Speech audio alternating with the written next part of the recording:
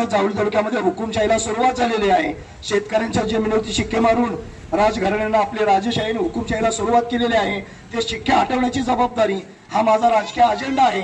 आणि होय, जोपर्यंत जावळी तालुक्यातले श्रीमंत छत्रपती उदयनराजे भोसले यांच्या जमिनीवर मारलेले सर्व शिक्के उठवले जाणार नाही तोपर्यंत ही लढाई माझी थांबणार नाही। लोकसभेची तर निवडणूक लढणारच आहे, याच्यानंतरही शिक्के हटाव मोहीम ही कायमस्वरूपी चालू ठेवणार आहे। म्हणजे संविधानात छेद देण्याचं काम शिवरायांच्या वंशजापासून सुरुवात झालेली आहे। एवढंच नव्हे तर साताराचे जावळी तालुक्याचे सुपुत्र जे आहेत, जे आता लोकसभेचे उमेदवार आहेत, त्यांनी सुद्धा संविधान लाताडाला सुरुवात केलेली आहे। कारण त्यांना जर संविधान अभिप्रेत असतं दादासाहेब तर जावळी डावाडोलात उभा असलेला जावळी तालुका दूध संघ बंद पाडून त्यांनी स्वतःची दूध डेअरी चालू केली नसते रायगावला।